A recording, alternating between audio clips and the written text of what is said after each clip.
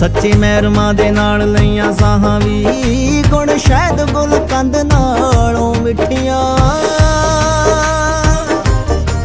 ਸ਼ਾਮ ਚਾਸ਼ਣੀ ਮਿਲਾ ਕੇ ਦਿੰਦੀ ਚਿੱਠੀਆਂ, ਬੜੇ ਔਖੇ ਹੋ ਕੇ ਚਾਵਾਂ ਨੇ ਨਜਿੱਠੀਆਂ।